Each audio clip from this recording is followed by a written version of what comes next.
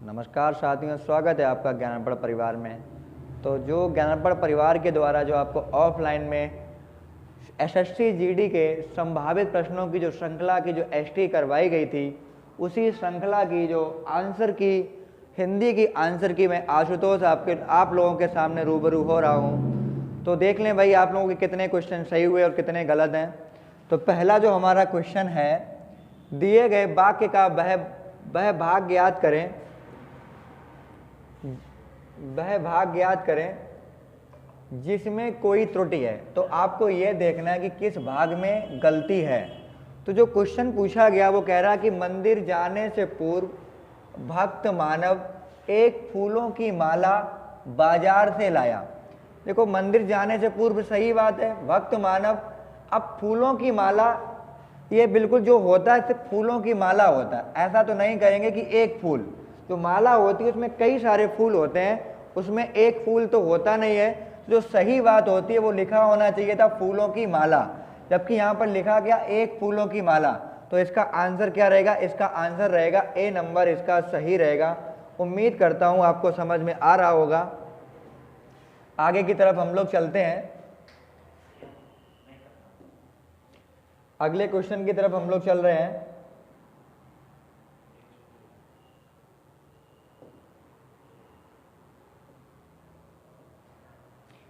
दूसरा क्वेश्चन कह रहा है कि दिए वाक्य में रेखांकित खंड को प्रतिस्थापित करने के लिए उपर्युक्त विकल्प का चयन करें।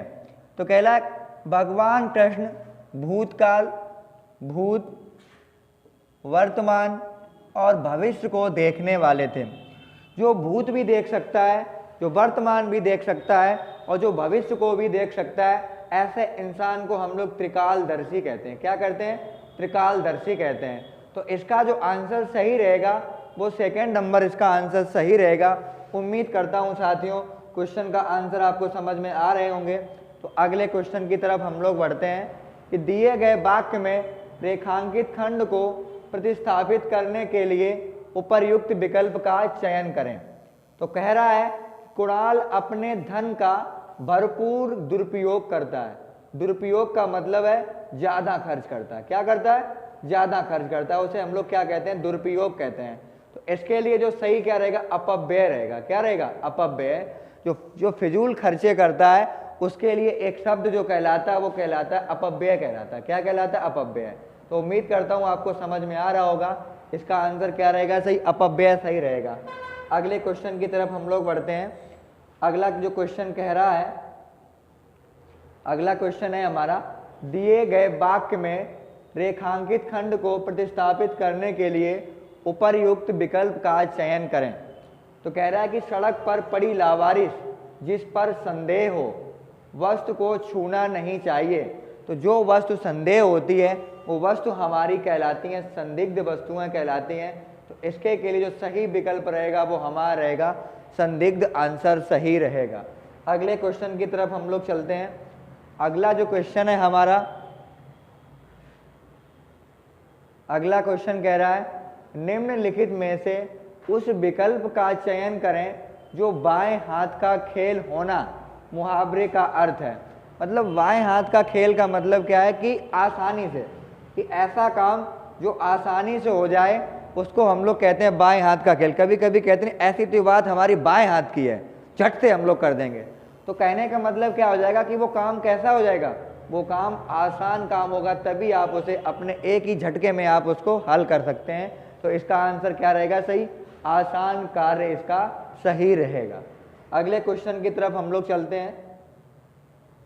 अगला क्वेश्चन कह रहा है दिए गए वाक्य का वह वाक्य ज्ञात करें जिसमें कोई त्रुटि है।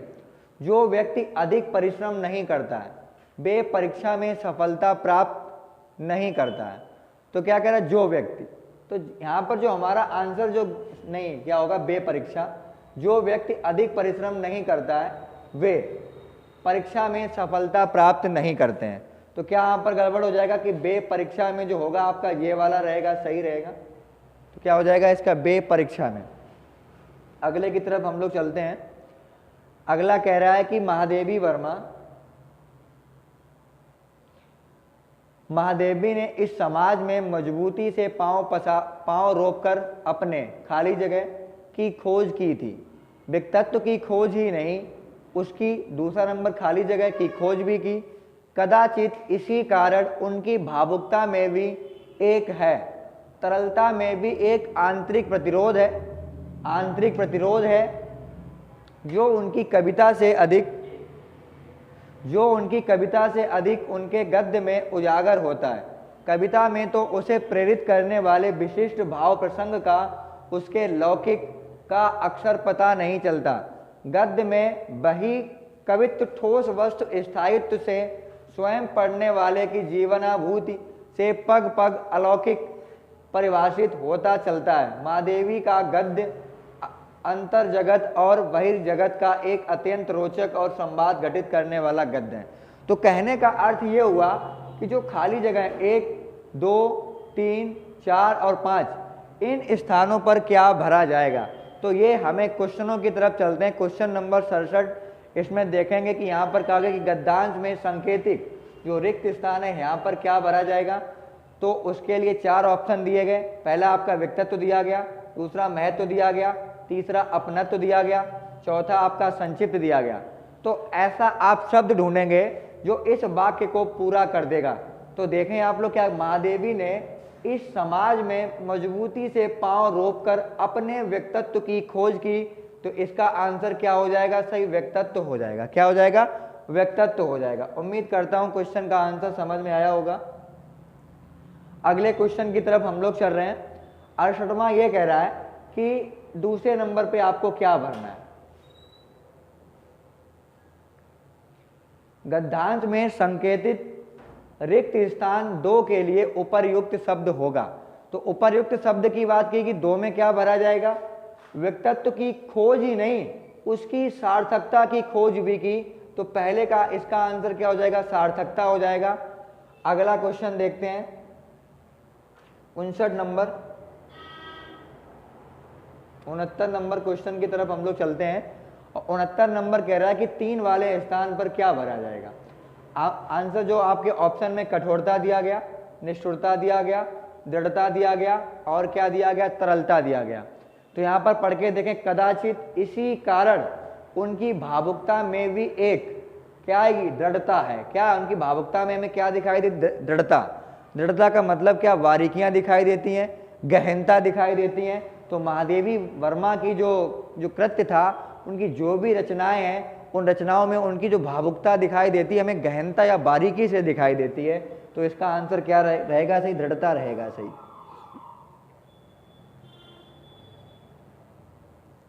अगले क्वेश्चन की तरफ हम लोग चलते हैं।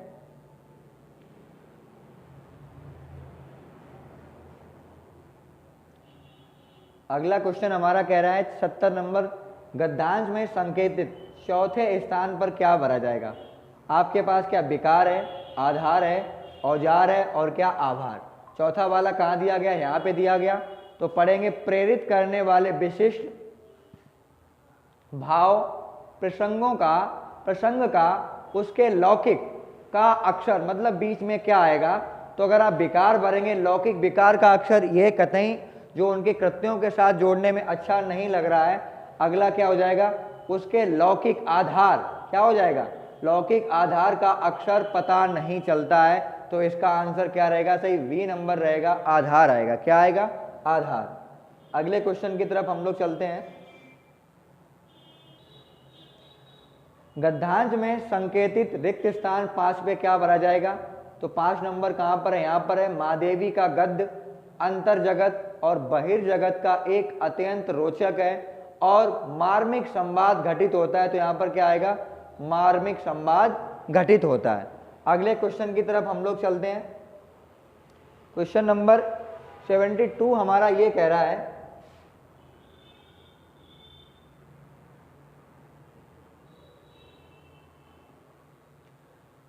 सही वर्तनी। सही वर्तनी का मतलब शुद्ध वर्तनी वाला कौन सा शब्द लिखा है।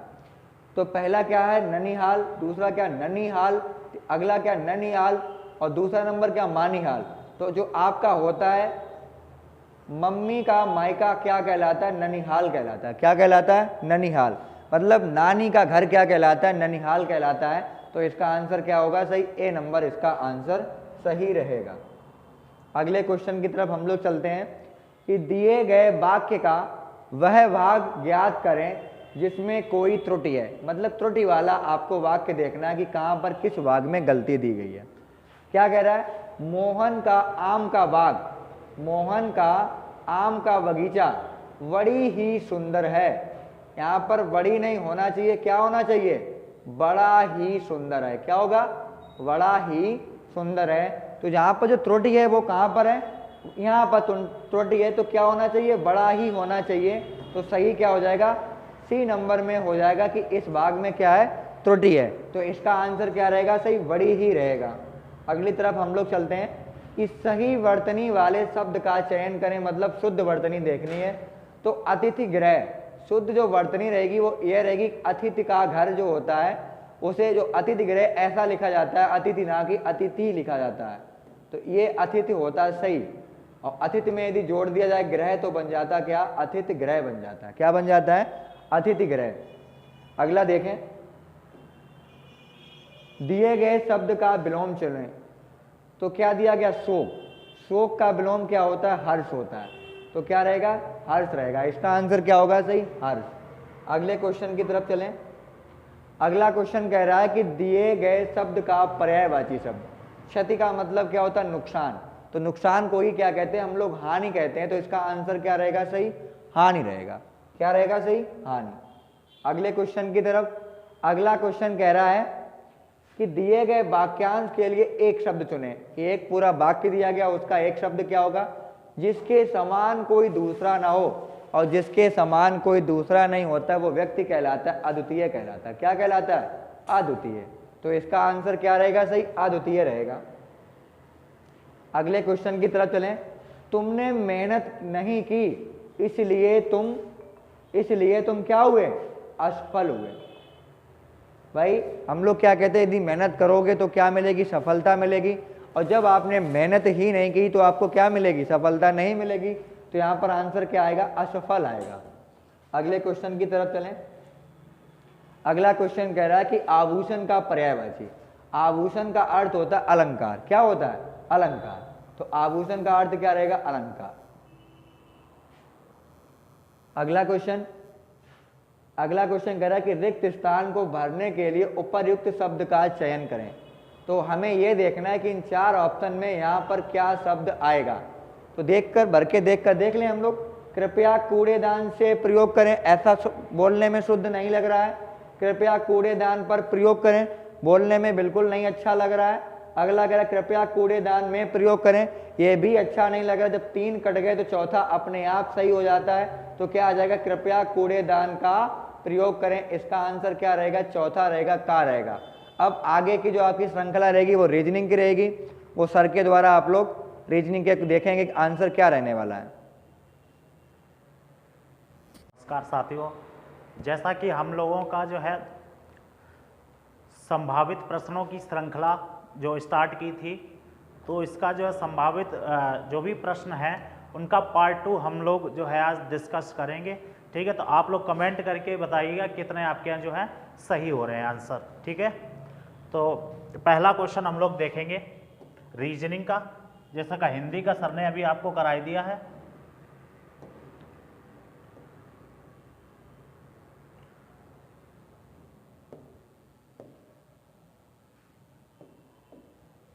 कहा जा रहा है उस विकल्प का चयन कीजिए जो तीसरे पद से उसी प्रकार संबंधित है। यहाँ पर संबंधित गलत लिख गया, उसी प्रकार संबंधित है जिस प्रकार दूसरे पद का पहले पद से संबंध है।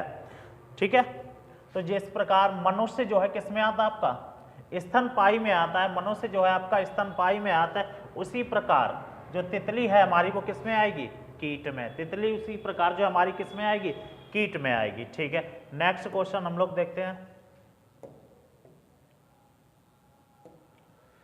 नेक्स्ट क्वेश्चन है, यदि साइंस को जो है 14 और मैथ को 10 लिखा जाता है, उसी कूटी भाषा में एग्जामिनेशन को क्या लिखा जाएगा, जल्दी से करिएगा आप लोग। उसी कूटी भाषा में जो है एग्जामिनेशन को क्या लिखा जाएगा।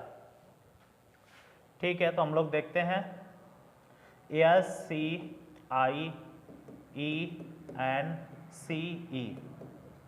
साइंस को जो है कितना लिखा गया, 14। साइंस को 14, यानी कि अल्फ़ाबेट जो हमारे यूज हुए हैं 1 2 3 4 5 6 7, तो 7 अल्फ़ाबेट हमारे यूज हुए हैं। 7 का दोगुना कितना हो गया, 14। इसी प्रकार मैथ में हमारे अल्फ़ाबेट 1 2 3 4 5 यूज है, 5 का दोगुना कितना, 10।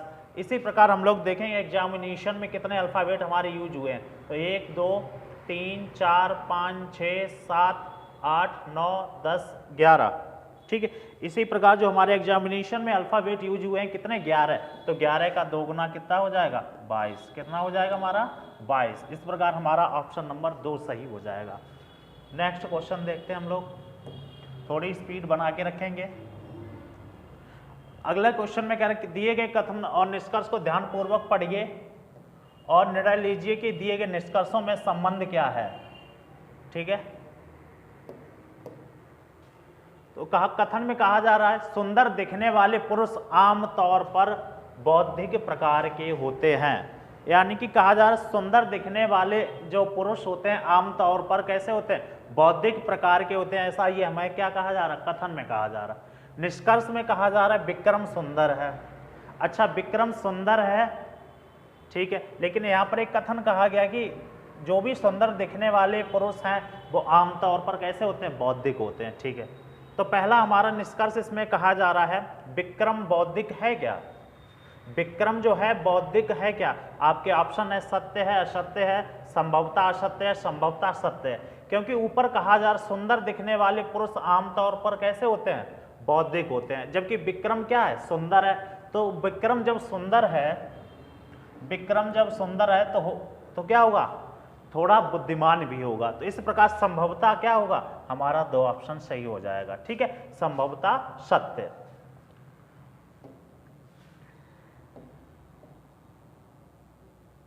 अच्छा, अगला क्वेश्चन भी हमारा जो है कथन निष्कर्ष का है, लगाइएगा आप लोग।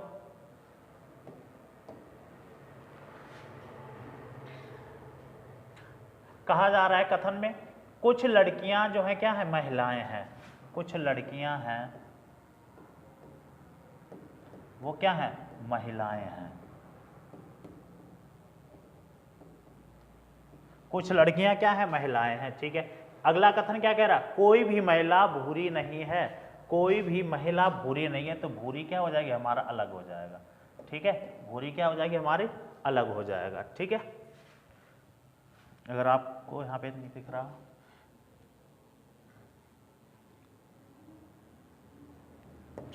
यहाँ पे बनाते हैं तो भूरी जो क्या है, क्या हो जाएगी, हमारी अलग हो जाएगी, ठीक है। ये हमारे हो गए हैं कथन। निष्कर्ष क्या कह रहा है, कुछ लड़कियां भूरी नहीं है।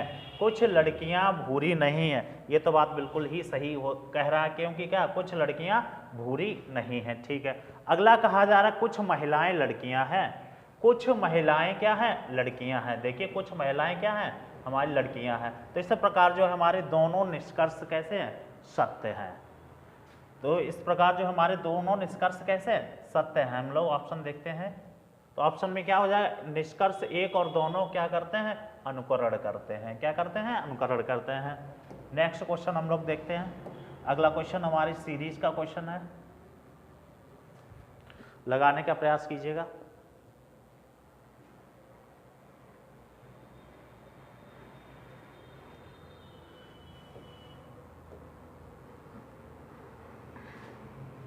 जैसे 1 से 5 हुआ है, 1 से क्या हुआ है, 5 हुआ है, कितना बड़ा, 4 बड़ा, ठीक है। फिर 5 से 9 हुआ, फिर देखिए 4 बड़ा, लेकिन 9 से 17 हो गया। 9 से कितना हो गया, 17 हो गया। अब यहाँ पे अगर हम लोग बात करेंगे तो कितना बड़ा आपका, 8 बड़ा। फिर आपका, तो ये तो पैटर्न लग नहीं रहा है, दूसरा पैटर्न हम लोग ट्राई करेंगे। अगर हम लोग ट्राई करते हैं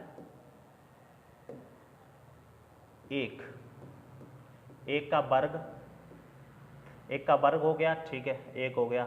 फिर क्या करेंगे हम लोग, 2 का वर्ग प्लस 1 कितना हो जाएगा, 5। फिर 9 है इसी प्रकार, तो क्या दे रखा है, 3 का वर्ग। फिर 17 है, 4 का वर्ग प्लस 1 कितना हो गया, 17। फिर क्या हो गया, 5 का वर्ग।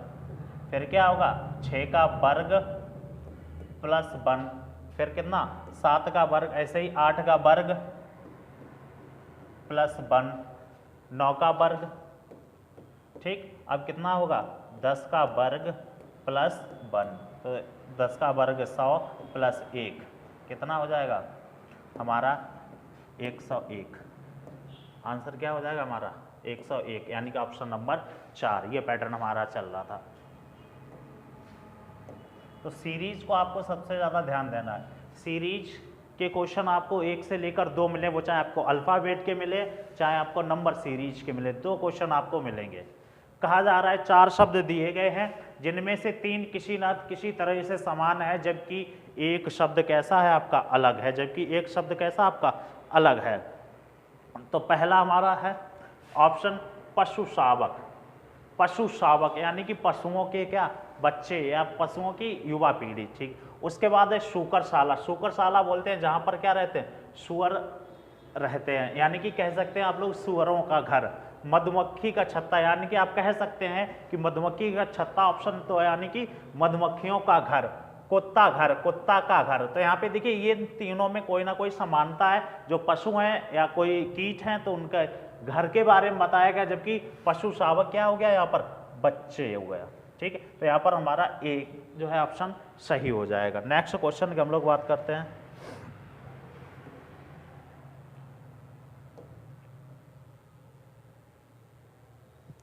नेक्स्ट क्वेश्चन हम लोग देखते हैं।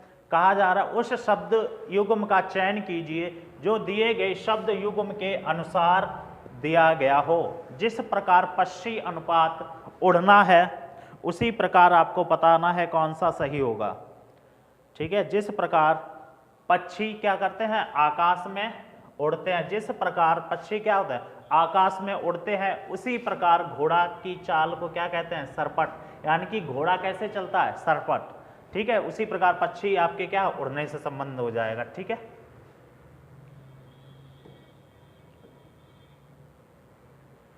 नेक्स्ट क्वेश्चन फिर देखिएगा, हमारी सीरीज का क्वेश्चन आ गया है 1,2,6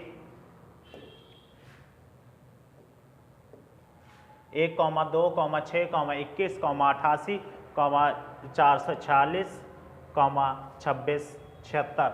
इसमें कहा जा रहा है उस संख्या को चुनिए जो निम्न समूह से संबंधित नहीं है। उस संख्या को चुनिए जो निम्न समूह से संबंधित नहीं है। चलिए भाई, 1 से आपका क्या हुआ है 2 हुआ है, 1 से क्या हुआ है 2 हुआ है, यानी कि अगर हम लोग देखेंगे 1 से 2 कैसे बना, तो 1 + 1 इंटू मल्टीप्लाई 1 कितना है देखिए 2 ही रहेगा, ठीक है। 1 + 1 और मल्टीप्लाई 1, ठीक है।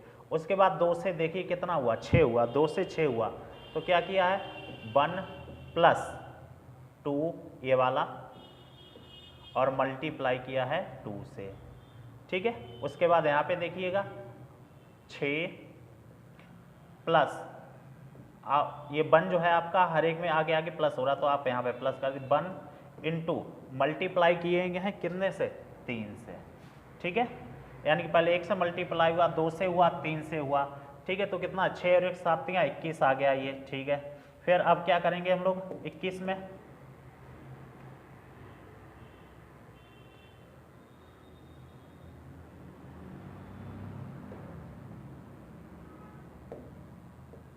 यहाँ तक तो जो था हमारा सही चल रहा था, ठीक है।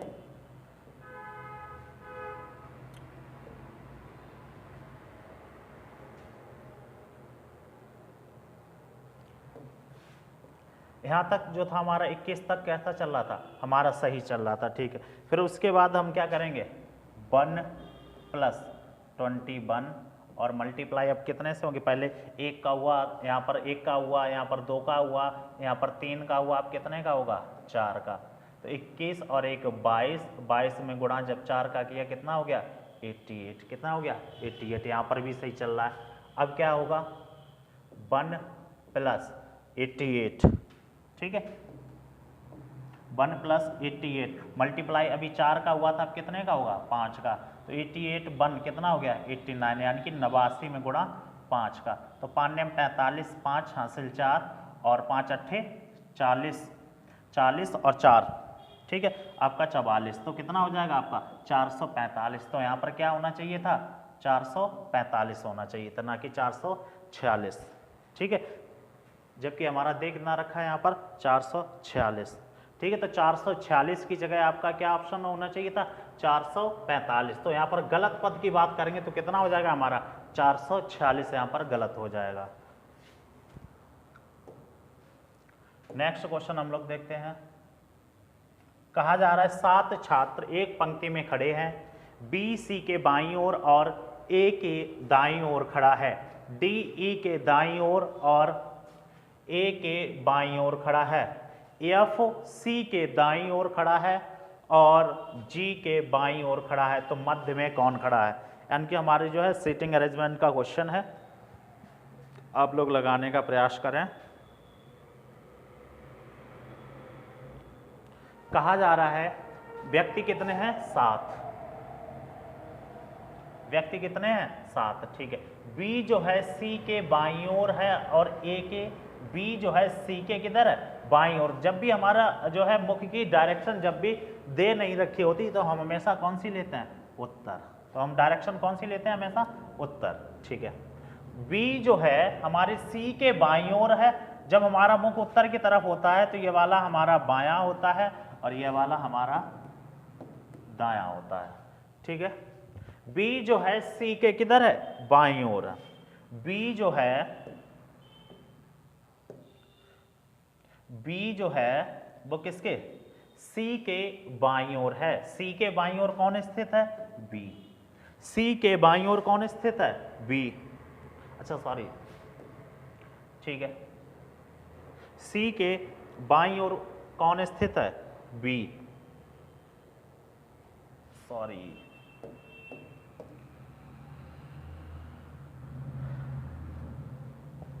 तो जब भी हमारा बायां दायां दे रखा तो क्या कहा जाएगा, बी जो है किसके, सी के बाईं ओर और ए के दाईं ओर। बी जो है सी के बाईं ओर है और ए के किधर है, दाईं ओर, ठीक है। ए के दाईं ओर है, ये हमारा हो गया ए के दाईं ओर कौन हो जाएगा, बी, ठीक है। और किसके आपके बाईं ओर है, सी के, तो सी के देखिए बाईं ओर हो गई बी, ए के दाईं ओर हो गई, ठीक है। अगला कहा जा रहा पॉइंट, डी जो है ई के दाईं ओर है, डी जो है ई के दाईं ओर है, डी जो है वो ई के दाईं ओर है, ठीक है। और ए के बाईं ओर, ए के बाईं ओर कौन है, डी, ए के बाईं ओर कौन है, डी। और देखिए ए के बाईं ओर डी हो गई और डी जो है ई के दाईं ओर है, किसके दाईं ओर है, ई की। तो हमारी ई जो है कहां पर, यहां पर हो जाएगी, ठीक है। तो कितने हमारे 3 2 5 लोग बैठ गए हैं। और क्या, एफ जो है सी के दाईं ओर है, एफ जो है किधर है, सी के दाईं ओर, एफ जो है किधर है, सी के दाईं ओर है, ठीक है। और जी के बाईं ओर खड़ा है, एफ जो सी के दाईं ओर और जी के किधर खड़ा है, बाईं ओर, ठीक है।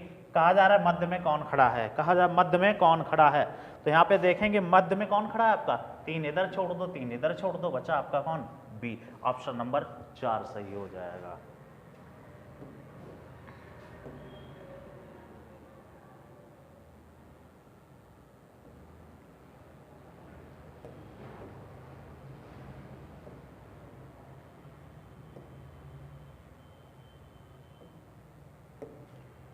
कहा जा रहा है उस बैन आरेख को चयन कीजिए जो दिए गए 3 वर्गों के बीच में संबंध को अच्छे प्रकार से दर्शाता है। पहला आपका जो है गाजर है, सब्जियां हैं, मांस है। तो सब्जियों को अंदर हमारा क्या आ जाएगी, ये रही सब्जियां, ठीक है। और सब्जियों के अंदर क्या आ जाएगी हमारी गाजर, और मांस क्या हो जाएगा हमारा अलग हो जाएगा। तो ऑप्शन नंबर 4 सही हो जाएगा। कौन सा ऑप्शन नंबर 4 सही हो जाएगा। नेक्स्ट क्वेश्चन,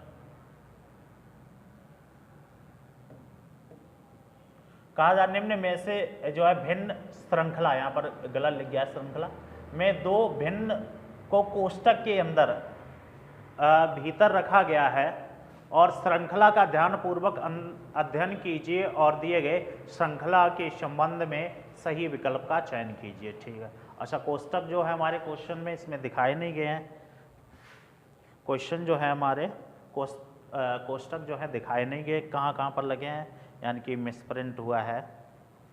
यानी कि पहला कोष्टक जो हमारा लगा होगा, एक मिनट चेक करते हैं।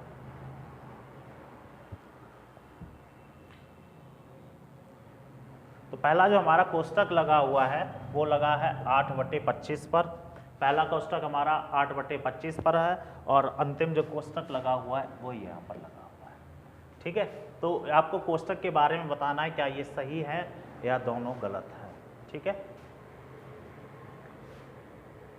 कोष्टकों के भीतर रखा गया श्रृंखला का ध्यानपूर्वक अध्ययन कीजिए। ठीक है, पहले देखिए 2 हुआ, फिर 4 हुआ, फिर 6 हुआ, फिर 8 हुआ, सही चल रहा है। 2 ऊपर प्लस हो रहे हैं, 2 क्या हो रहे हैं, प्लस हो रहे हैं, 2 प्लस हो रहे हैं।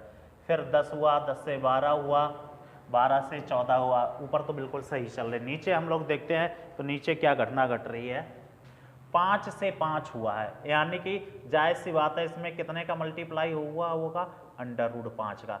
√5 और √5 कितना बन गया आपका 5।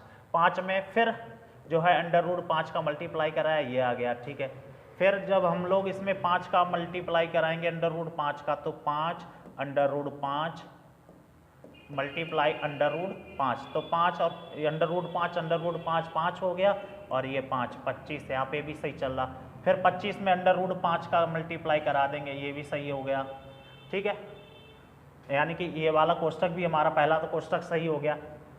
तो जब हम लोग 25 √5 में फिर 5 का जब मल्टीप्लाई कराएंगे तो ये 25 इंटू √5 कितना हो जाएगा 5, 25 पंचे 125, बिल्कुल सही चल रहा है। फिर 125 में √5 का गुणा कराएंगे, यानी कि सही। जो भी हमारे ब्रैकेट या कोष्टक के अंदर जो भी श्रृंखलाएं दी गई हैं तो दोनों कैसे हैं, सही हैं। तो ऑप्शन अब हम लोग देख लेते हैं। ऑप्शन हम लोग देखते हैं क्या क्या कह रहा है कंडीशन। पहला क्या, दोनों कोष्टक भिन्न गलत हैं। ठीक है, दोनों कोष्टक भिन्न गलत हैं। पहला कोष्टक भिन्न बाएं से सही है और दूसरा ये तो हटा ही दो, बाएं दाएं। पहला कोष्टक भिन्न से जो है बाएं है, गलत है, ये भी हटा दो। दोनों कोष्टक भिन्न सही हैं, बिल्कुल सही बात है। दोनों कोष्टक भिन्न कैसी दे रखी हैं, जो पैटर्न हमारा चल रहा है उसके हिसाब से दोनों कोष्टक जो भिन्न है सही है। कैसे हैं, बिल्कुल सही है। इस प्रकार हमारा ऑप्शन नंबर डी सही हो जाएगा। देखिएगा एसएससी कैसे कैसे घुमाता है। नेक्स्ट क्वेश्चन हमारा फिर श्रृंखला का आ गया है। ठीक है, श्रृंखला का फिर क्वेश्चन, बी से क्या हुआ है, ई हुआ है, बी से ई हुआ है, कितना प्लस हुआ है 3। ई से एच हुआ है, कितना प्लस हुआ है 3। एच से के हुआ है, कितना प्लस हुआ है 3। अब के में फिर 3 प्लस कर दो, के आता है हमारे 11 पर, 11 में जब आप 3 प्लस कर देंगे तो हो जाएगा आपका 14। ठीक है, तो आपका हो जाएगा 14। तो हमारी जो ऑप्शन की शुरुआत होगी वो किससे होगी, यहाँ से, जबकि हमारे साथ एक ऑप्शन हट गया, बचे हमारे पास 3 ऑप्शन। फिर देखते हैं, एम आता है हमारा 13 पर, ओ आता है हमारा 15 पर, कितना प्लस हुआ है 2। फिर 15 से 17 हुआ, 2 प्लस हुआ। फिर 17 से क्या हुआ 19 हुआ, यानी कि 2 प्लस हुआ। अब 19 में जब आप 2 प्लस करेंगे, 19 में 2 प्लस कर देंगे क्या हो जाएगा 21, क्या आएगा एन यू। केवल एक ही ऑप्शन है जो एन यू से स्टार्ट है, B option, option number 2। Next question हम लोग देखते हैं। इसमें से आपको जो है भिन्न को पता करना है।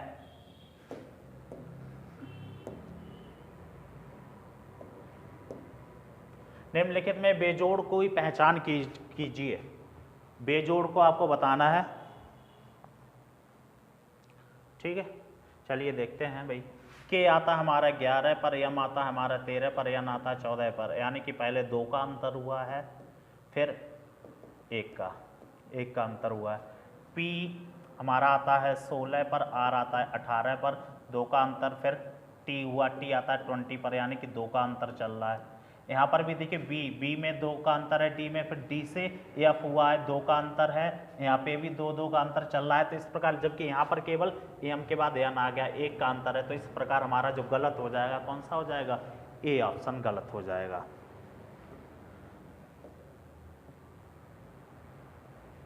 निम्नलिखित श्रृंखला में आगे आने वाली आकृति का चयन कीजिए।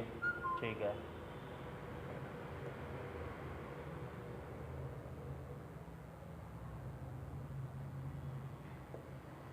चलिए भाई देखते हैं तो क्या पैटर्न इसमें जो है आपको चल रहा है। देखिएगा ये वाली जो हमारी यहाँ पर जो आकृति दे रखी है इसको कहाँ पर इधर कर दिया गया क्लॉकवाइज। कितने डिग्री हुई, ये यहाँ पर थी, यहाँ से उठकर कितनी इधर तिरछी हो गई, यानी कि 45 डिग्री कैसी क्लॉकवाइज। 45 डिग्री जो रोटेट हुई है कितनी हुई है क्लॉकवाइज रोटेट हुई है। ठीक है, आप यहाँ पे देखिए यहाँ से ये उठ के कहाँ पर आ गई, इधर आ गई क्लॉकवाइज। फिर यहाँ से देखिए ये वाली उठ के कहाँ पर है, यहाँ पर पहुँच गई है। ठीक है, यहाँ से उठकर फिर ये अब ये वाली उठ के कहाँ पर जाएगी, तिरछी होकर इधर जाएगी। ठीक है, तो जो हमारी आकृति बनेगी ये इस तरीके की आकृति बनेगी जाके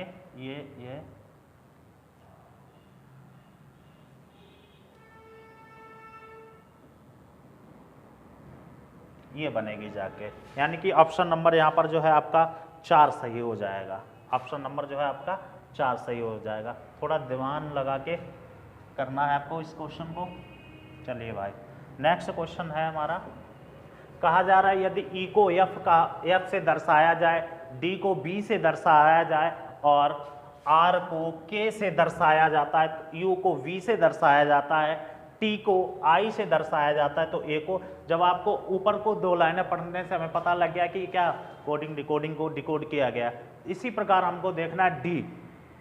ठीक है, तो डी को क्या कहा जा रहा है, बी, यानी कि जो हमारी ऑप्शन की शुरुआत होगी बी से होगी। चारों ही ऑप्शन हमारे बी से हैं। ठीक है, अगर आप लास्ट में चेक करना चाहेंगे तो लास्ट हमारा आर है। ठीक है, आर को क्या कहा जा रहा है, के, यानी कि जो लास्ट में आएगा हमारा क्या आएगा, के आएगा, तो ये एक ही ऑप्शन हट गया। चलिए भाई आगे से देख लो, ए को क्या कहा जा रहा है, ए को सी कहा जा रहा है, बी सी। ठीक है, उसके बाद यू को क्या कहा जा रहा है, वी, यू को क्या कहा जा रहा है, वी। अब देखिए एक ही ऑप्शन है वी सी वी जो हमारी शुरुआत हो रही है। इस प्रकार ऑप्शन नंबर 4 क्या हो जाएगा हमारा, सही हो जाएगा। ऑप्शन नंबर 4 सही हो जाएगा।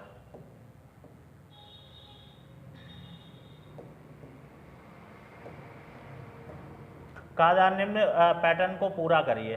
ठीक है, आपको यहाँ पे बताना है, यहाँ पर जो है कौन सी आपकी आकृति जो है इसमें बिल्कुल पूर्णता फिट होगी।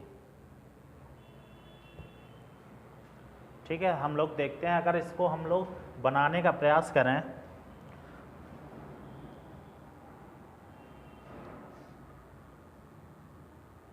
ठीक है, एक तो ये वाली यहाँ से जाके ये पूरी होगी, और जो हमारी एक बची हुई आकृति ये जो आ रही है ये यहाँ पर जाएगी। इस प्रकार देखिएगा कौन सी हमारी आकृति है, केवल आकृति हमारी जो दिख रही है केवल 2 नंबर दिख रही है।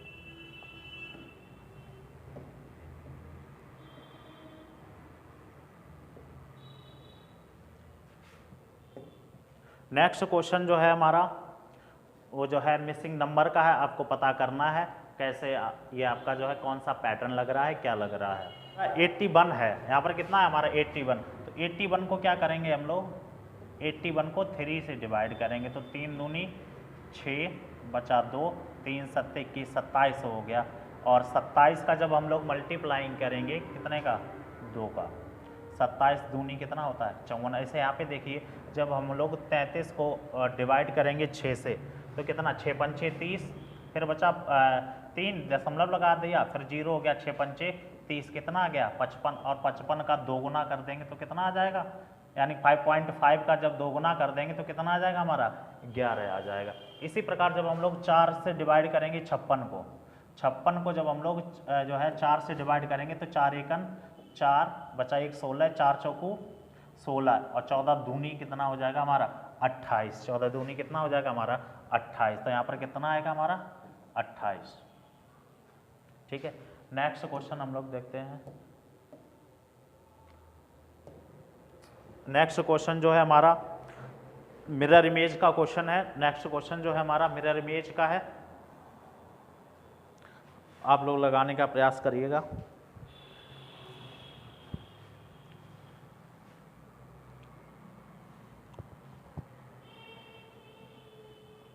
ठीक है, तो जिस प्रकार हम लोग देखेंगे टी, यहाँ पर जो हमारा लास्ट में जो मिरर के पास में कौन सा अल्फाबेट आ रहा है, टी। ठीक है, टी, उसके बाद एन। ठीक है, टी के बाद क्या आ रहा है हमारा एन, तो एन जो बनेगा अपोजिट बनेगा, कैसा अपोजिट।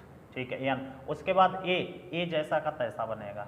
ठीक है, अब हम लोग ऑप्शन देखेंगे टी के बाद ये तो हटा ही दो ऑप्शन, टी के बाद एन के बाद ए, इसमें सी आ गया तो ये ऑप्शन हट गया, इसमें डब्ल्यू ई आ गया तो ये ऑप्शन हट गया, तो हमारा एक ही ऑप्शन बचा है, कौन सा? Option number A.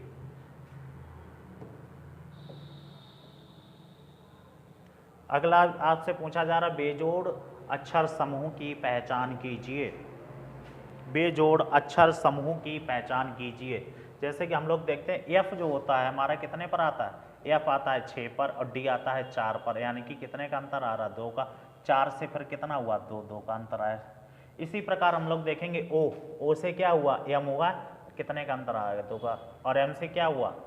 के हुआ, 2 का अंतर। यहाँ पे भी पैटर्न सेम चल रहा है, यहाँ पे भी पैटर्न सेम चल रहा है। यहाँ पे देखेंगे जे आता हमारा 10 पर, एच आता है हमारा 8 पर, तो कितने का अंतर आ रहा? 2 का। ठीक है। उसके बाद एच से क्या हुआ है? ई हुआ है, यानी कि 8 से 5 हुआ है, कितने का अंतर आ गया? 3 का। तो इस प्रकार जो हमारा ऑप्शन नंबर सी यहाँ पर क्या हो जाएगा? गलत हो जाएगा। ऑप्शन नंबर सी।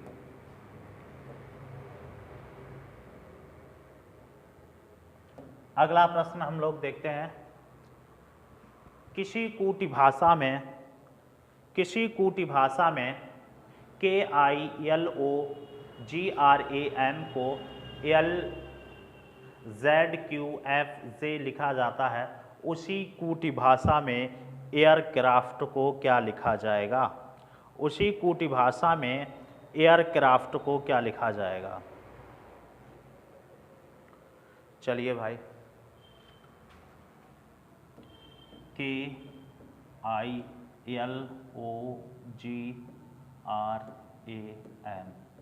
किलोग्राम को क्या लिखा जाता है?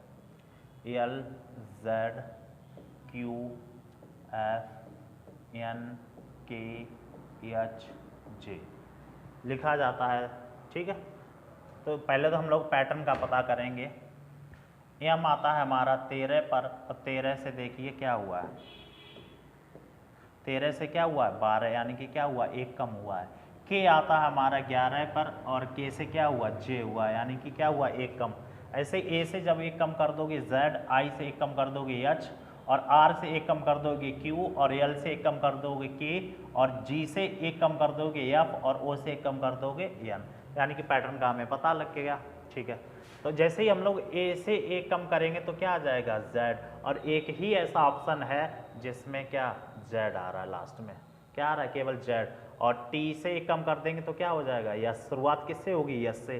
ठीक है। तो इस प्रकार जो है हमारा सी ऑप्शन सही हो जाएगा। अच्छा, नेक्स्ट जो हमारे हैं जीएस के क्वेश्चन है, इनको हम लोग देखते हैं।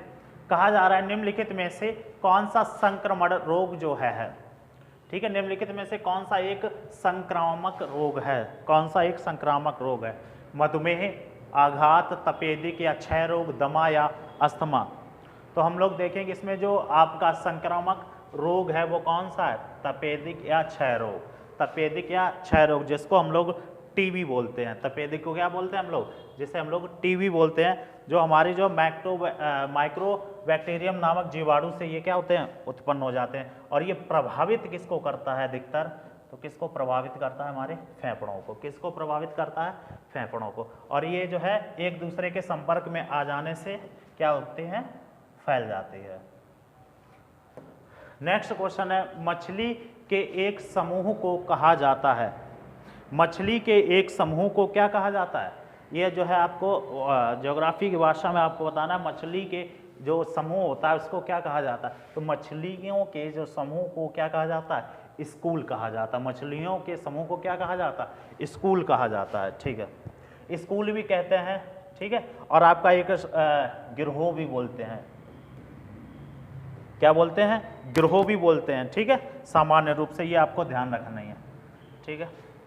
इसी प्रकार बहुत सारे नेम है, जैसे बिल्लियों की बात करें तो बिल्लियों के जो भी होते हैं झुंड उनके, ठीक है, एक बच्चे को क्या जंगली बिल्लियां या कुछ भी हो, ठीक है, तो क्या कहा जाता है? एक बार कहा जाता है बिल्लियों के। क्या कहा जाता है? एक बार कहा जाता है। ठीक है। इसी प्रकार हाथी की क्या होती है? अगर हाथियों के समूह है तो उसको क्या बोलते हैं? परेड बोलते हैं। हाथियों के समूह को क्या बोलते हैं? हाथियों के समूह को क्या बोलते हैं? परेड बोलते हैं, ठीक है। उसी प्रकार मेढक की बात करें तो मेढकों की क्या होगी, सेना होगी, मेढकों की क्या होगी, सेना होगी। ऐसे बहुत सारे शब्द हैं आपके अलग अलग, ठीक। भेड़ियों का होता है एक पैक होता है, ठीक है।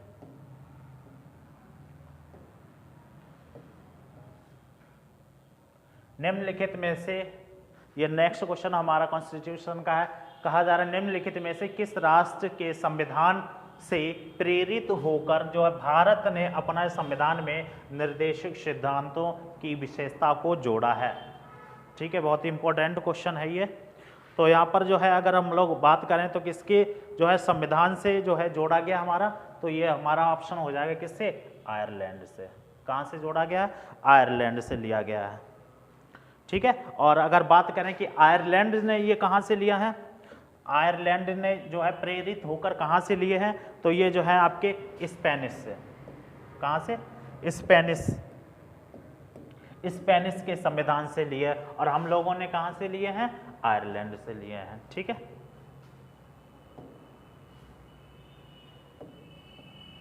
नेक्स्ट क्वेश्चन है, तो बात करते हैं अंतर्राष्ट्रीय आयुर्वेद दिवस की। तो अंतर्राष्ट्रीय आयुर्वेद दिवस हर साल कब मनाया जाता है आपका, 23 अक्टूबर को।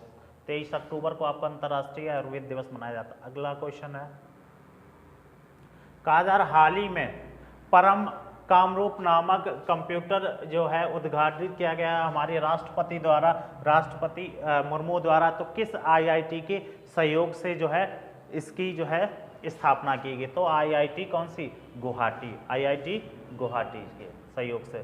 नेक्स्ट क्वेश्चन, कहा जा रहा है नमक सत्याग्रह आंदोलन में महात्मा गांधी का अनुमानित दूरी जो तय की गई थी, कितनी तय की गई थी, ठीक है। तो ये दूरी बहुत से एग्जामों में अलग अलग पूछी गई, तो कितनी, 241 मील,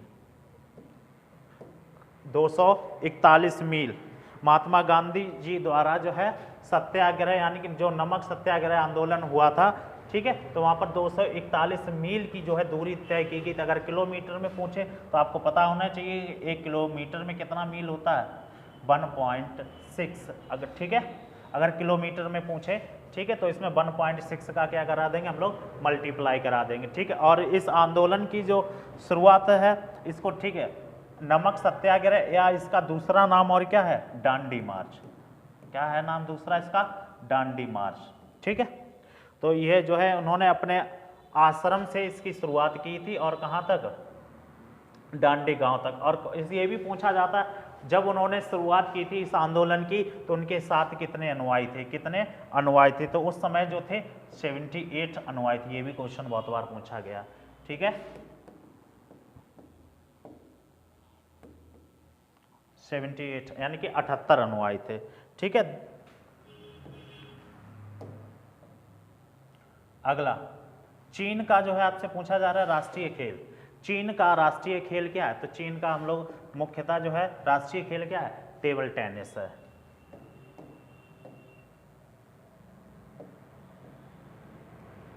अगला क्वेश्चन है, प्रागैतिहासिक काल में पहले युग या काल को क्या कहा जाता है, तो पुरापाषाण काल। क्या कहा जाता है, पुरापाषाण काल। नेक्स्ट क्वेश्चन की हम लोग बात करते हैं, कहा जा रहा है अंतरराष्ट्रीय पर्वत दिवस किस तारीख को मनाया, तो अंतरराष्ट्रीय पर्वत दिवस जो है आपका कितना, 11 दिसंबर को मनाया जाता है। पर्वतीय क्षेत्र में इसको जो है युवाओं को जो है प्रेरित करने के लिए इसकी शुरुआत की गई थी। इसकी थीम जो है आप लोग कमेंट करके हमें बताएंगे। नेक्स्ट क्वेश्चन है, फ्लाइट ऑफ पिजन नामक जो है पुस्तक किस लेखक ने लिखी है या किसकी है, ठीक है। तो ये पुस्तक जो है आपकी किसकी है, रस्किन बॉन्ड की। ये पुस्तक किसकी है आपकी, रस्किन बॉन्ड की ये पुस्तक है, ठीक है। रस्किन बॉन्ड ने इस पुस्तक को लिखा था। ये पुस्तक ना कह के आप कह सकते हो यह एक उपन्यास है। क्या है ये, यह एक उपन्यास है। क्या है, यह एक उपन्यास है, ठीक है। नेक्स्ट क्वेश्चन की बात करें, अगर आप लोग देखेंगे एक इसी उपन्यास पर आधारित एक मूवी आपकी बनी है, ठीक है। देखना चाहें आप देखना, जुनून। जुनून मूवी जो है वो इसी उपन्यास पर आधारित है। अगला, kho kho run and touch खेल किस भारतीय राज्य में उत्पन्न हुआ है? तो आपका यहाँ पर आंसर सही हो जाएगा महाराष्ट्र। तो आपका आंसर यहाँ पर क्या सही हो जाएगा? महाराष्ट्र। अच्छा, आप खो खो में हमें कितने खिलाड़ी होते हैं आप कमेंट करके हम लोग बताएंगे आप। नेक्स्ट क्वेश्चन, जीवंत जड़त क्षेत्र यानी कि लिविंग रूट ब्रज भारत के किस राज्य में है? तो आपका कितना है, किसमें है? मेघालय में। ये रबड़ के पेड़, ठीक है, रबड़ के पेड़ का ब्रिज है। इसको हाल ही में यूनेस्को की सांस्कृतिक स्थिति में, ना कि विश्व धरोहर, ठीक है, यानी कि सांस्कृतिक स्थिति में इसको जो है शामिल किया गया। अब बात करें कि अगर विश्व धरोहर सूची में जो है भारत के कितने जो है स्थल, ये जो कि प्राकृतिक है, सांस्कृतिक है, मिश्रित है, तो वो शामिल हैं, तो वो आप लोगों को जो है कमेंट करके हमें बताना है। नेक्स्ट क्वेश्चन देखिएगा, कहा जा रहा अंडे की जर्दी में दिए गए विटामिनों में से 90% से अधिक होती है, ठीक है, अंडे में। यहाँ पे गलत हो गया है, छूट गया है, अधिक होती है, ठीक है। तो कौन सी विटामिन जो है अंडे की जर्दी में दिए गए विटामिनों 90% से क्या होती है? अधिक होती है, ठीक है। तो आपकी हम बात करते हैं तो कौन सी? Vitamin B12।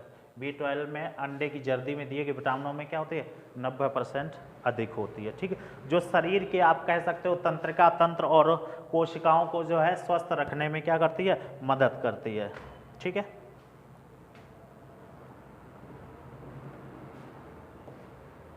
नेक्स्ट क्वेश्चन है, कहा जा रहा है अजमेर उर्स महोत्सव किस सूफी संत की पुण्यतिथि के रूप में मनाया जाता है?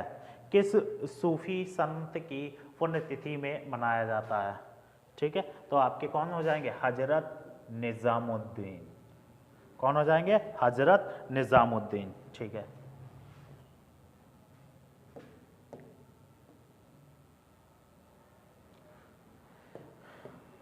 कहा जा रहा सम्राट अकबर ने किस वर्ष बुलंद दरवाजा का निर्माण कराया था? सम्राट अकबर ने किस वर्ष बुलंद दरवाजा का निर्माण कराया था? तो उसने निर्माण कराया था कब? 1601 में। 1601 में निर्माण कराया था किसने? अकबर ने। किसका? बुलंद दरवाजा का। अच्छा, किसके उपलक्ष्य में करवाया था? बात करें किसके उपलक्ष्य में कराया था, या पूछा जाए कि बुलंद दरवाजा जो है आपका कहाँ पर स्थित है? तो बुलंद दरवाजा आपका कहाँ पर? फतेहपुर। कहाँ पर? फतेहपुर सीकरी में, ठीक है, फतेहपुर सीकरी में है। और इसने जो है आपके किसके? गुजरात विजय, गुजरात विजय के उपलक्ष्य में जो है इसका निर्माण कराया था, ठीक है। गुजरात विजय के उपलक्ष्य में जो है इसका निर्माण कराया गया था, ठीक है। और अगर बात करें कि ये भी क्वेश्चन पूछा जाता है ये किससे किससे निर्मित है, ठीक है। तो ये जो है आपका जो बुलंद दरवाजा है लाल बलुआ पत्थर,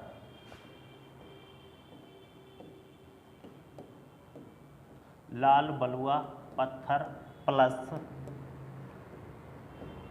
काला संगमरमर, प्लस काला संगमरमर। नेक्स्ट क्वेश्चन हम लोग देखते हैं, निम्नलिखित में से यूरोप की सबसे लंबी नदी कौन सी है? मेकॉन्ग है, जाम्बेजी है, या फिर आपकी सिपिक है, और या फिर वोल्गा नदी है। निम्नलिखित में से कौन सी जो है यूरोप की सबसे लंबी नदी है? तो सबसे लंबी नदी यूरोप की कौन सी है?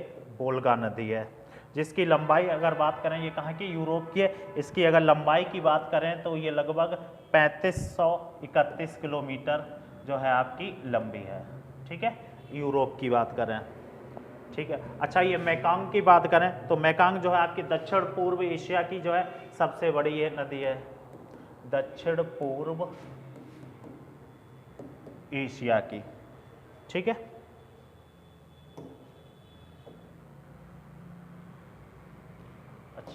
क्वेश्चन ये वाला पढ़ लीजिएगा आप लोग। कहा हाल ही में धन वर्षा योजना जो है किस संस्था द्वारा जारी की गई है? हाल ही में जो धन वर्षा योजना जो है किस संस्था द्वारा जारी? पहला ऑप्शन है आपका LIC, दूसरा ऑप्शन है बैंक ऑफ इंडिया, तीसरा है हमारा भारतीय स्टेट बैंक, चौथा ऑप्शन है वित्त मंत्रालय। तो हाल ही में जो धन वर्षा नामक योजना थी वो किसने? LIC द्वारा शुरू की गई। किसके द्वारा? LIC द्वारा।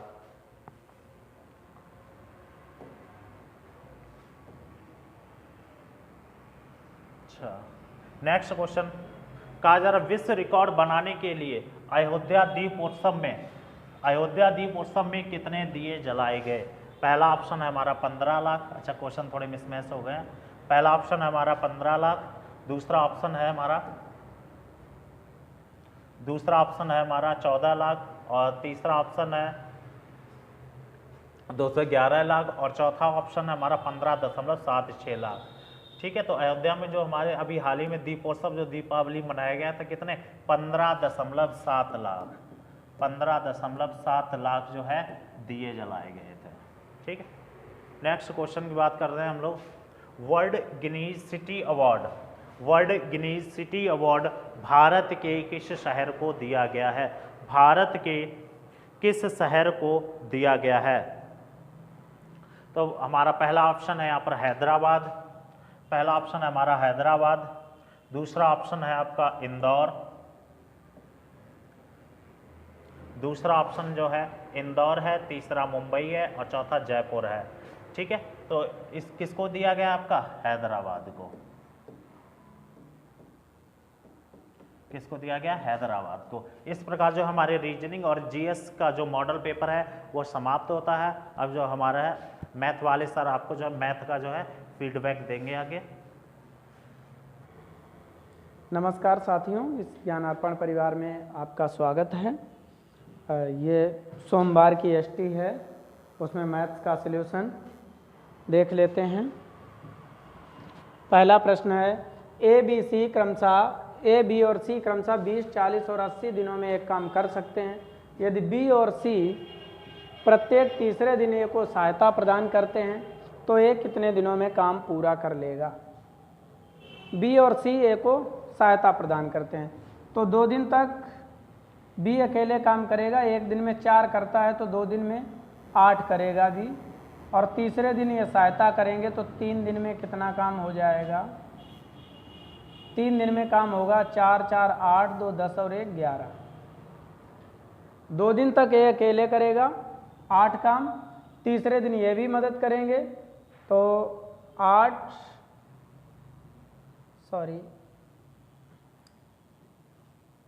पहले दिन A करेगा 4, अगले दिन A करेगा 4, तीसरा दिन आएगा तो तीनों करेंगे 4, 2, 6 और 1, 7। तो ये हो जाएगा 3 दिन का काम होगा 4, 4, 8, 7, 15 काम होगा 3 दिन में। हमसे पूछा जा रहा है तो A कितने दिनों में काम पूरा कर लेगा इनके सहयोग से? तो 15 का पाड़ा पड़ेंगे, 80 से ज़्यादा न हो तो ये हो जाएगा 15 पना 75। 5 का गुणा इधर भी करेंगे, 15 दिन में 75 काम हो गया तो काम बचा है 5 काम बचा है। अगले दिन नंबर आएगा A का, 4 काम कर देगा एक दिन में तो 15 दिन ये और 1 दिन ये, 16 दिन हो गए। अब 1 काम बचा है, अगले दिन फिर ये करेगा A तो 1/4 तो देखिए ये पूछा गया है काम लगभग कितने दिन में पूरा कर देंगे तो 5 दिन में 15 और 1 16 सही 1/4 दिन में समाप्त कर देंगे। तो आंसर क्या होगा? 16 दिन। तो मिलकर कितने दिन में काम को समाप्त कर देंगे? 16 दिनों में काम समाप्त कर देंगे।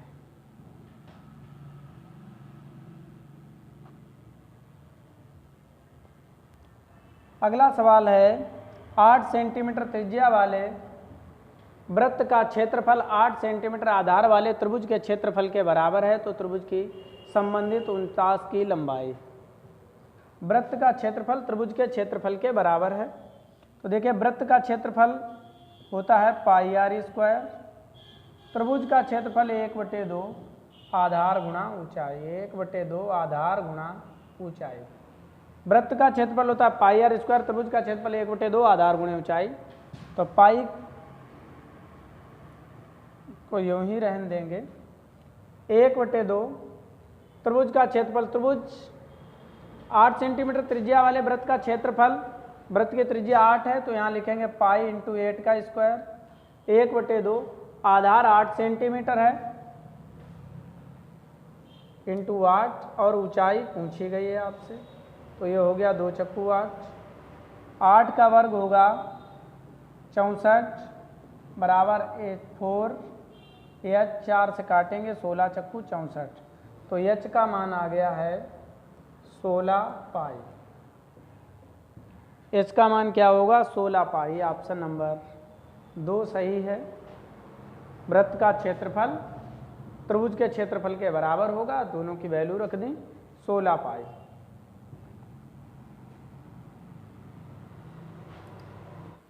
ठीक है, अगला प्रश्न देखते हैं। यह है 11 सदस्यों वाली क्रिकेट टीम का कप्तान 28 वर्ष का और विकेट कीपर उनसे 4 वर्ष बड़ा है। यदि इन दोनों की आयु को हटा दिया जाए तो शेष खिलाड़ियों की औसत आयु पूरी टीम की औसत आयु से 2 वर्ष कम है। टीम की औसत आयु क्या है? तो देखिए, इसमें एक 28 वर्ष का व्यक्ति है और एक दूसरा इनसे 4 वर्ष बड़ा, तो 28 4 32 का है। प्रश्न कहता है यदि इन दोनों की आयु को हटा दिया जाए तो शेष खिलाड़ियों की औसत आयु पूरी टीम की औसत आयु से 2 वर्ष कम हो जाती है। जब इन दोनों को हटा दिया जाएगा तो देखिए 11 खिलाड़ी थे, औसत यक्स था, ये हो गया 11 यक्स। एक 32 का, एक 28 वर्ष का है, दूसरा इससे 4 वर्ष बड़ा 32 का, तो इन दोनों को जोड़ देंगे, ये 2 हटेंगे, 28 और 32 तो माइनस हो जाएगा, 9 लोग रह गए। यहाँ जब 2 को हटा दिया तो यहाँ भी 9 लोग ही माने जाएंगे, 2 माइनस माना जाएगा। अब औसत आयु, पूरी औसत आयु, दोनों की औसत आयु को हटा दिया जाए तो शेष खिलाड़ियों की औसत आयु पूरी टीम की औसत आयु से 2 वर्ष कम, तो x - 2 ये आएगा 9x - 2, 9x - 18। इन दोनों को बराबर रखेंगे तो ये आएगा 11x, ये हो गया 60 बराबर 9x - 18 लिखेंगे, 2x बराबर, इससे 18 घटाएंगे तो 42 बचेगा, 2 से डिवाइड करेंगे तो आएगा 21। तो हमसे पूछा है टीम की औसत आयु क्या है, तो टीम की औसत आयु है 21 वर्ष। ऑप्शन नंबर 3 सही है। अगला सवाल देखते हैं।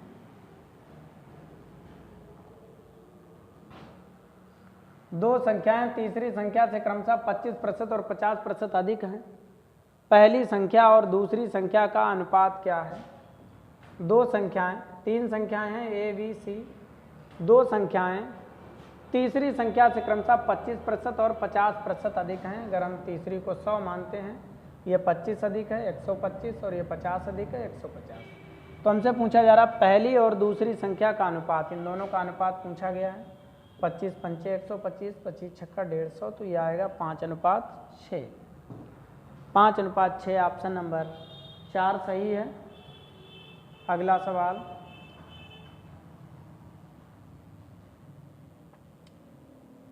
ये दिया गया है, इसमें पूछा गया है हमसे बराबर क्या आएगा, तो ये है 45, ये 45 नंबर प्रश्न देखते हैं। 4 का स्क्वायर बटे 5, तो 4 का वर्ग होता है 16 बटे 5 प्लस ये है 5 गुणा 2 माइनस, पहले का हल किया जाएगा 4 3 12, तो ये हो जाएगा 16 बटे 5 प्लस 5 दूनी 10 माइनस 12, तो यहाँ माइनस का 2 बचेगा। 16 बटे 5 माइनस का 12 से 10 गया 2, ये आएगा 5 दूनी 10, तो ये आएगा 6 बटे 5। 6 बटे 5 जब भाग देंगे तो 6 5 51 5 बचा 1 10, 5 दूनी 10, तो ये आ गया चौथा ऑप्शन 1.2।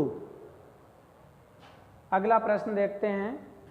वर्ग किया गुणा, फिर पहले का हल किया जाता है, सॉल्व कर दिया तो ये आएगा 1.2। अगला प्रश्न सवाल नंबर 46। एक खोखले लोहे का पाइप 28 सेंटीमीटर लंबा है और इसका बाहरी व्यास 10 सेंटीमीटर है। यदि पाइप की मोटाई 2 सेंटीमीटर है, लोहे का वजन 5 ग्राम प्रति घन सेंटीमीटर है, तो पाइप का वजन क्या होगा? तो देखिए खोखला पाइप है, इस तरीके से होता है खोखला वेलन।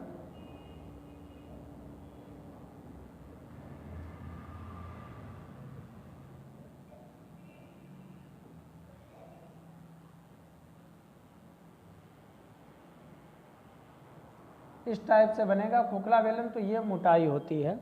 कहा गया एक खोखला वेलन, खोखले लोहे का पाइप 28 सेंटीमीटर लंबा है और इसका बाहरी व्यास 10 सेंटीमीटर है। बाहरी व्यास होता है यहाँ से यहाँ तक, ये 10 सेंटीमीटर है। यदि पाइप की मोटाई 2 सेंटीमीटर है और लोहे का वजन 5 ग्राम प्रति घन सेंटीमीटर है, तो पाइप का वजन क्या है?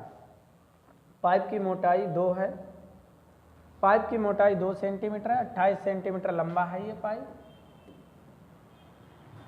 खोखले वेलन का आयतन होता है पाई r1 square minus r2 square into H. 28 centimetre लंबाई है, बाहरी व्यास है इसका 10, बाहरी व्यास 10 सेंटीमीटर है, ये पूरा 10 सेंटीमीटर है। 2 इधर से कट जाएगी मोटाई, 2 इधर से, तो ये बीच में बचा है 6, तो त्रिज्या हो गई 3 और बाहर की त्रिज्या हो गई 5, तो ये आएगा 22/7, 5 का स्क्वायर माइनस 3 का स्क्वायर इंटू एच का मान 28 है। ये आ गया 22/7 गुणा 25, 25 से 9 गया 16 बचा इंटू 28, 7 से काट देंगे, 7 चौक 28। हमसे पूछा गया है भार, तो ये आ गया 22 गुणे 16 चक्कू 64। कहा गया है लोहे का वजन 5 ग्राम प्रति घन सेंटीमीटर है, त्रिज्या सेंटीमीटर में दे रखी थी, आयतन घन सेंटीमीटर में आएगा, आयतन आएगा घन सेंटीमीटर में। लोहे का वजन 5 ग्राम प्रति घन सेंटीमीटर है, तो इतना आया, इसमें 5 का गुणा और कर देंगे तो ये बन जाएगा भार।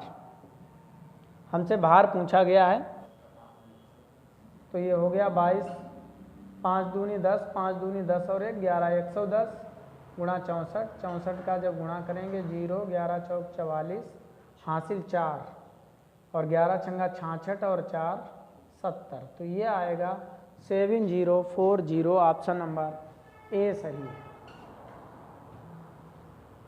अगला प्रश्न है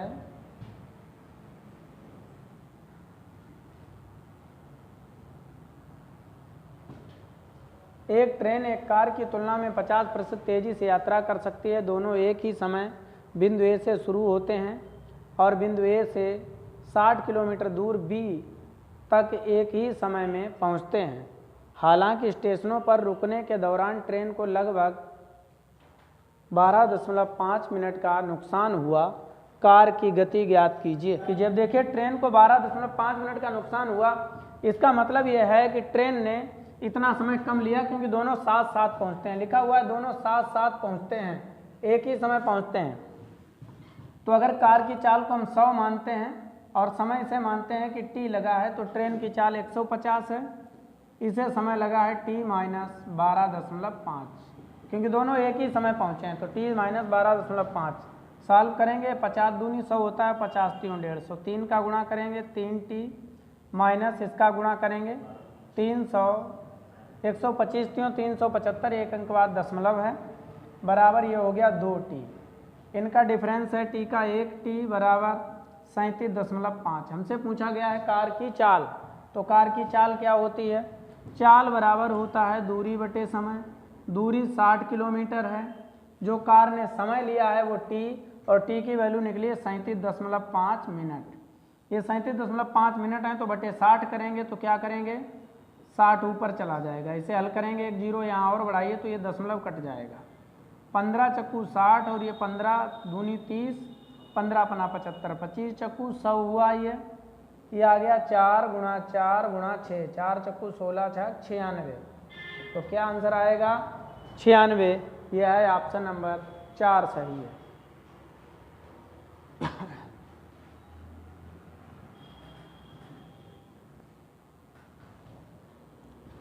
अगला सवाल है, निम्नलिखित पाई चार्ट किसी पुस्तक को प्रकाशित करने में हुए व्यय का प्रतिशत वितरण दर्शाता है। पाई चार्ट का अध्ययन कीजिए और उसके आधार पर प्रश्नों के उत्तर दीजिए।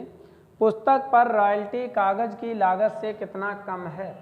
पुस्तक पर रॉयल्टी, तो देखिए पुस्तक पर रॉयल्टी जो है वो 15% है। पुस्तक पर रॉयल्टी कागज की लागत से कितना कम है? कागज की लागत से कितना कम है? कागज की लागत है 20 और रॉयल्टी है 15, तो कितना कम है? 5 कम है।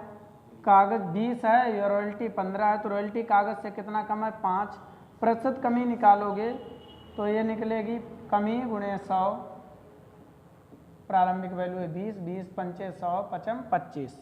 तो ये ऑप्शन नंबर फर्स्ट सही है। अगला प्रश्न है, यदि x + 4, x + 5, x + 7, x + 9 संख्याओं का माध्य 9 है तो अंतिम 3 संख्याओं का माध्य होगा। इन संख्याओं का माध्य 9 है तो अंतिम 3 संख्याओं का माध्य क्या होगा? हमसे ये पूछा जा रहा है 1, 2 और 3। इन 3 संख्याओं का माध्य क्या होगा? सभी संख्याओं का माध्य 9 है। माध्य होता है योग बटे संख्या। सबको जोड़ेंगे 1, 2, 3 और 4, 5। 5x + 4, 5, 9, 9, 7, 16, 4, 5, 9, 9, 18, 18, 7, 25। योग बराबर औसत गुणे संख्या 9 × 1, 2, 3, 4, 5 संख्याएं थी 5। ये हो गया 5x + 25 बराबर 45। 5x बराबर 45 से 25 गए 20, 5 चक्कू 20, x बराबर 4। x की वैल्यू आई है 4। हमसे पूछा गया है तो अंतिम 3 संख्याओं का माध्य, ये अंतिम 3 संख्याएं रहीं, इनका माध्य क्या होगा? सबको जोड़ेंगे तो 1, 2, 3x + 7, 5, 12, 9, 21 डिवाइड बाई 3, 3 से काटेंगे 3 × 3, 7, 21। तो ये आ गया x + 7। x की वैल्यू 4 है, 4 + 7 बराबर 11। तो क्या आंसर आएगा? 11। तीसरा ऑप्शन सही है। अगला सवाल,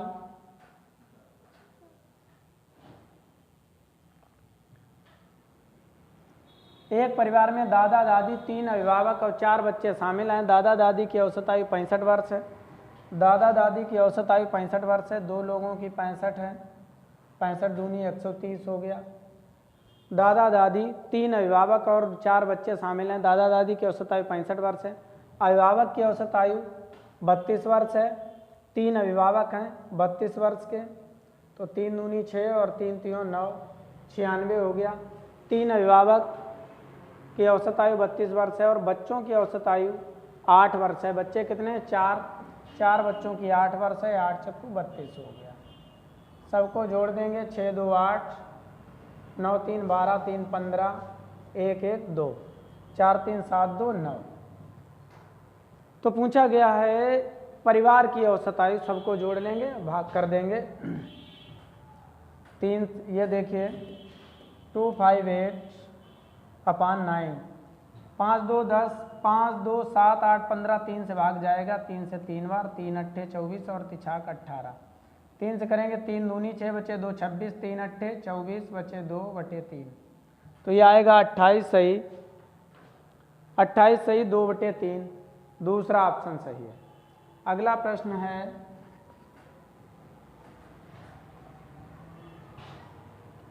एक व्यक्ति ने अपने पुराने लैपटॉप को 4,500 रुपये में बेचने की योजना बनाई। उसे 10% की हानि होगी। 20% लाभ प्राप्त करने के लिए उसे कितने में बेचना होगा? उसने 4,500 रुपये में बेचने की योजना बनाई जिसमें उसे 10 की हानि होगी। एसपी है तो नीचे एसपी लिखा जाएगा। उसे चाहिए 20% प्रॉफिट, तो यहाँ 120 लिख देंगे। ये 0 0 खत्म, 9 पना 45 और ये आ जाएगा 12 पंचे 60, 1 2 0 ये रहे। तो आंसर आएगा 6,000। पहला ऑप्शन सही है। अगला प्रश्न,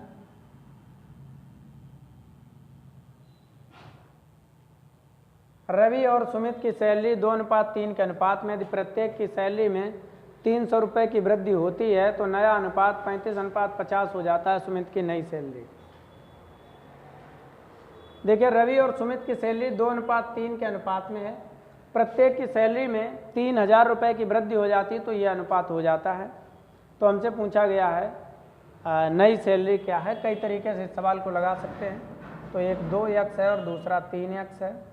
अगर इसमें 3,000 की वृद्धि होती है तो ये अनुपात हो जाता है 35:50। 35:50 का अनुपात हो जाता है, 5 से डिवाइड कर देंगे, 5 सत्ते और 5.50। इधर मल्टीप्लाई करेंगे आएगा 20x प्लस ये 30,000 हो जाएगा। ये आएगा 21x प्लस 21,000 हो जाएगा। कितने का डिफरेंस? 30 21 गया 9,000। तो आएगा 9 3 27 और 3 30। ऑप्शन नंबर 4 सही है। 27 3 30, ऑप्शन नंबर 4 सही है। अगला प्रश्न, 40,000 रुपये पर प्रतिवर्ष 6% चक्रवृद्धि ब्याज 4,944 रुपये है।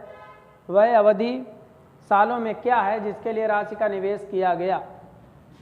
40,000 रुपये की राशि है जिसका ब्याज इतना है, हम लोग ने पढ़ा A बराबर P1 प्लस R/100 तो ये 40,000 रुपये की राशि दी थी और इतना ब्याज हुआ 4,900, तो ये हो गया 49,000।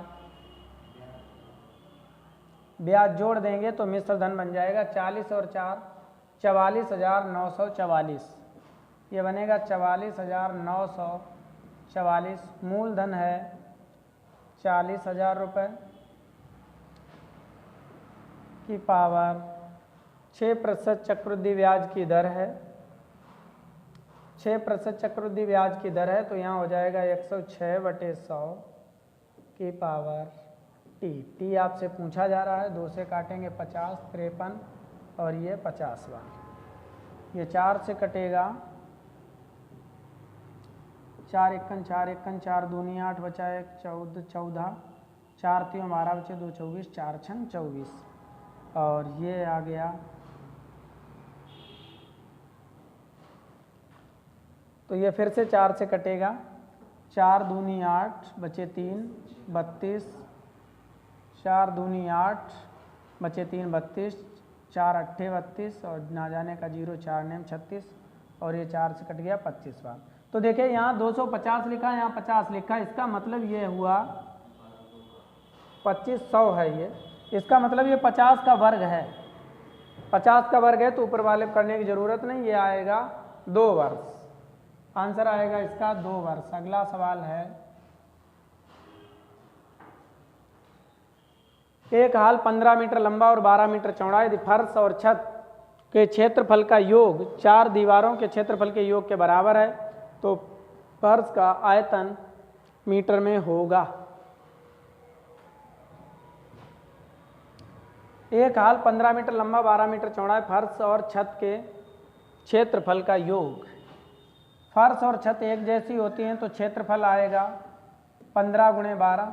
योग करेंगे तो 2 का गुणा और हो जाएगा बराबर कमरे की चारों दीवारों का क्षेत्रफल होता है 2 कोष्ठक लंबाई प्लस चौड़ाई इंटू ऊंचाई। हमसे पूछा जा रहा है कमरे का आयतन, तो ऊंचाई और पता होनी चाहिए। 2 से ये 2 खत्म हो गया, 15 × 12 ये हो गया 27H, 53 15 3 नेम 27 3 3 9 3 चक्कू 12 4 पंचे 20/3 बराबर H। H की वैल्यू ये आ गई। हमसे कहा जा रहा है आयतन होता है LVH, तो L 15 B 12 और H आएगी 20/3। तो ये हो जाएगा 3 पंचे 15 12 पंचे 60 60 दूनी 120, ये आ गया 1200। ऑप्शन नंबर 3 सही है। अगला प्रश्न जल्दी से देख लेते हैं। यदि कोई व्यक्ति 10 किलोमीटर प्रति घंटा के बजाय 15 किलोमीटर प्रति घंटा गति से चला था तो वह 25 किलोमीटर अधिक चल गया, उसके द्वारा यात्रा की गई वास्तविक दूरी क्या थी? एक व्यक्ति 10 के बजाय अगर 15 से चलता है यानी 5 किलोमीटर फास्ट चलता है तो वो 25 किलोमीटर अधिक चल जाता है। चाल अगर 5 बढ़ती है तो डिस्टेंस बढ़ती है 25, 5 एकन 55 25 से 1 बराबर आ गया 5। हमसे पूछा जा रहा उसके द्वारा यात्रा की गई वास्तविक दूरी क्या थी। वास्तविक दूरी पूछी जा रही है, समझते हैं।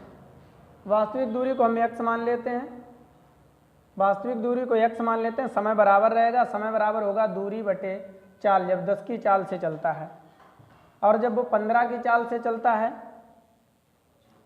जब वो 15 की चाल से चलता है तो 25 किलोमीटर अधिक चल जाता है, x प्लस 25 जब 15 की चाल से चलेगा। ये दोनों बराबर रहेंगे, 5 दूनी 10, 5 तीन 15, हल करेंगे आएगा 3x बराबर 2x प्लस 25 दूनी 50।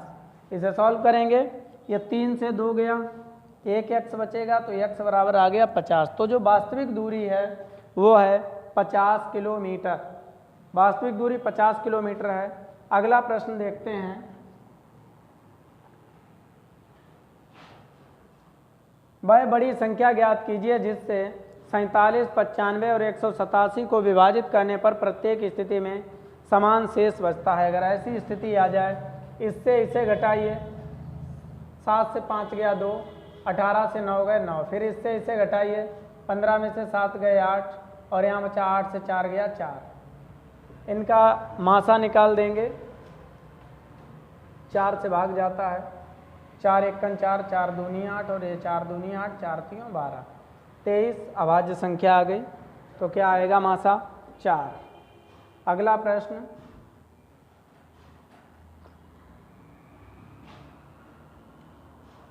साठ लीटर के मिश्रण में दूध और पानी का अनुपात 2:3 है। मिश्रण में पानी की मात्रा क्या है। 60 लीटर मिश्रण है जिसमें दूध और पानी 2:3 के अनुपात में है।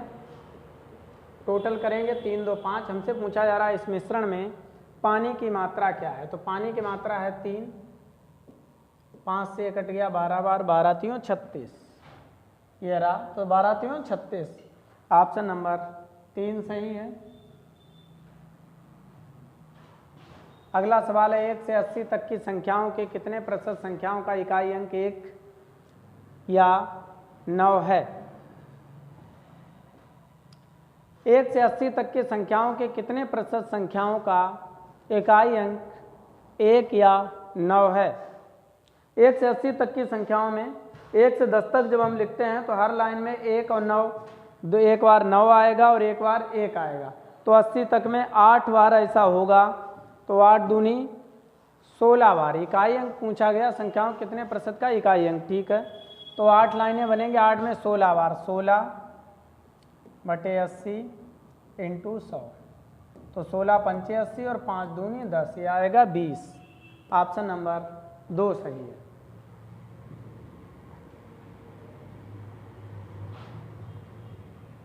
ये एक सवाल है सरलीकरण का, इसमें लिखा है सरल कीजिए। तो ये लिखा है 65 माइनस